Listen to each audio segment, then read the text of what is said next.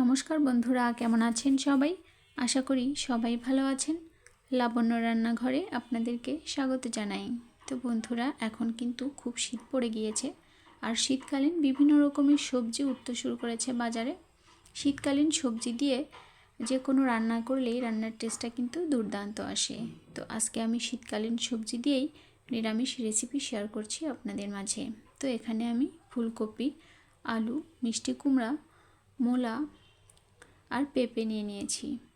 তো সবজিগুলো পরিষ্কার করে ধুয়ে এভাবে জল ঝরিয়ে নেব। এই সবজিগুলো রান্না করতে আমি সয়াবিন ব্যবহার করব, তবে আপনারা চাইলে সয়াবিন অ্যাভয়েড করতে পারেন যদি পছন্দ না করেন। তো সয়াবিনগুলো নিয়ে নিয়েছি, আর ফুটন্ত গরম জল দিয়ে দেব সয়াবিনের মধ্যে। তো গরম জল দিয়ে একটু নাড়াচাড়া করে ঢাকা দিয়ে প্রায় 10 থেকে 15 মিনিট রেখে দেব, তাহলেই সয়াবিনগুলো নরম হয়ে যাবে। তো এখানে আমি টমেটো কুচি নিয়েছি, আদা বাটা, ধনেপাতা কুচি আর কাঁচা লঙ্কা চেরা নিয়ে নিয়েছি।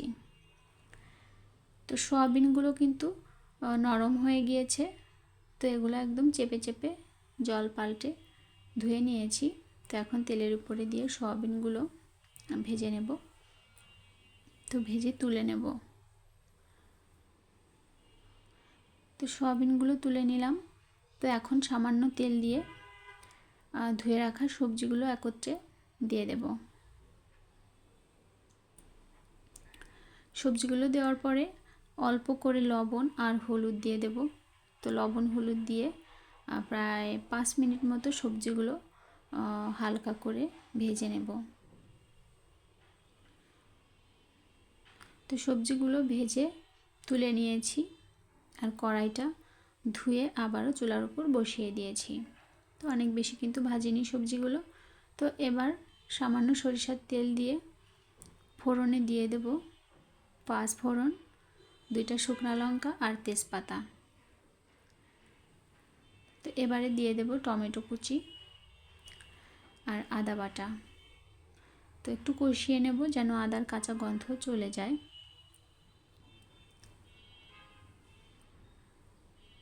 এখন দিয়ে দেব পরিমাণ মতো হলুদ আর লবণ। আমি আগে সামান্য লবণ হলুদ দিয়েছিলাম, সেটা মাথায় রেখেই এখন হলুদ লবণ দিয়ে দিলাম।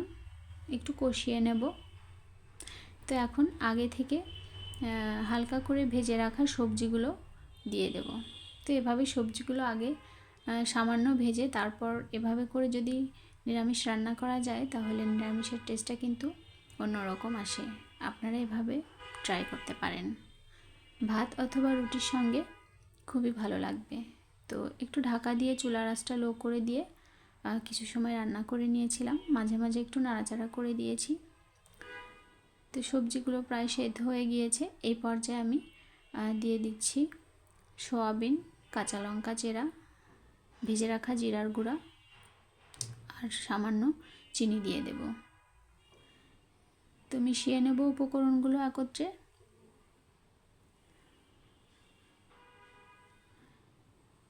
তো এই পর্যায়ে দিয়ে দেব ঝোলের জন্য, সবজিগুলো ভালোভাবে সেদ্ধ হওয়ার জন্য গরম জল। অনেক বেশি জল দেব না, তাহলে সবজিগুলো বেশি নরম হয়ে যাবে, খেতে ভালো লাগবে না। তো এখন ঢাকা দিয়ে 2 থেকে 3 মিনিট রান্না করে নিয়েছিলাম। তো এই তো সবজিগুলো সেদ্ধ হয়ে গিয়েছে ভালোভাবেই, আর আমি সামান্য ঘি দিয়ে দিয়েছি আর ধনেপাতা কুচি দিয়ে দিলাম। তো ধনেপাতা কুচি আর ঘি দেওয়ার পরে মিশিয়ে নেব, আর রান্নাটা প্রায় হয়ে গিয়েছে।